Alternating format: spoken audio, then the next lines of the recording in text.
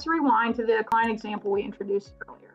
Remember, they were managing brand invoicing and talent payments manually in QuickBooks Online, Bill.com, and Google Sheets, with multiple team members intertwined and no centralized workflow.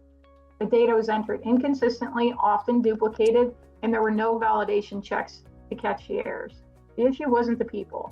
It was the system they were forced to rely on. So let's walk through exactly how we rebuilt that system from the ground up and turned it into a controlled, automated operation. So Gary, can you take them through the details of the automation? Sure. So can you share the slide? Yeah. So on this screen, you see three integrations that we did for the client.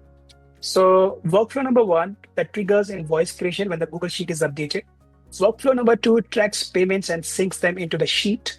Workflow number three is where we automate the vendor bill creation and closes the loop by updating the balances. So these three workflows takes care of the entire process end to end. So can you take the next slide, please? Yeah, so this is a Google Sheet. And by the way, this is a demo sheet, right? So this is the Google Sheet for the structured input. And this was a single source of truth. So their sales team was managing everything in Google Sheets. So we used Google Sheets. Some teams use Salesforce as well. So we use Salesforce in that case. So they were quite happy with Google Sheet, the sales team. And that's why I said, okay, let's use your sheet, your processes, and let's not interfere with what is working for you so now. So every row here represents one customer invoice and its corresponding vendor bill in the columns STUV. Right, column A to Q, you see the customers, and STUV, you see all the vendor bills, corresponding vendor bills. Remember, for every customer invoice, there was a corresponding influencer which did the marketing. So every row, now all the necessary data, customer, freelancer, campaign, amount, due dates, everything is on the sheet now.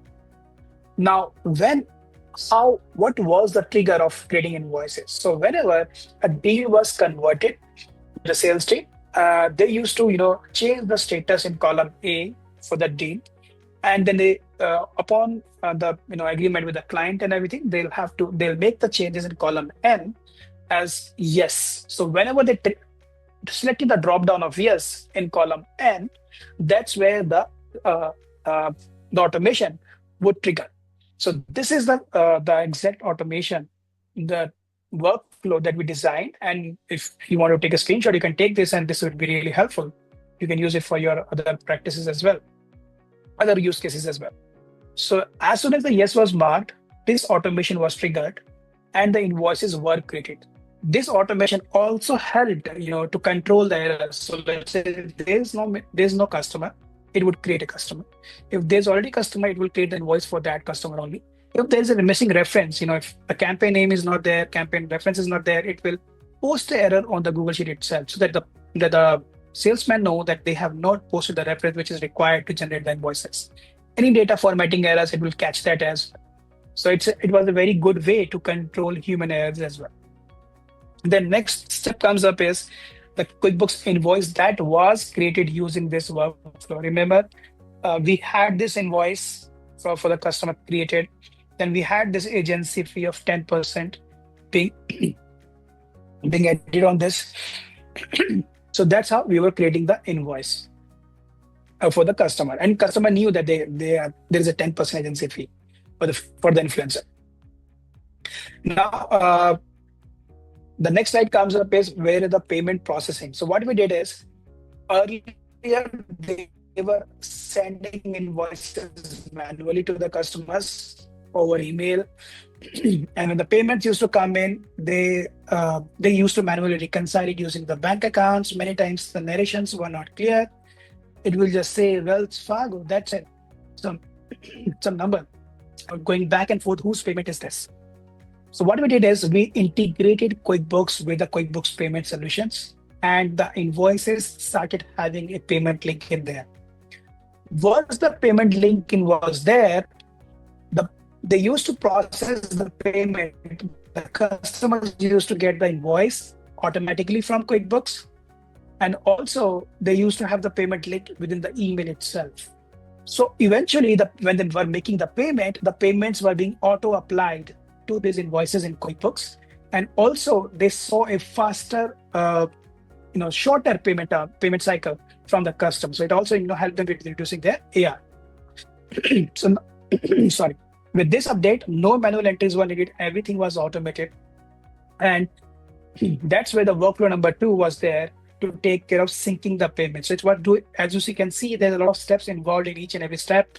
There were some controls, checks, balances that we were doing for managing these payments in the system.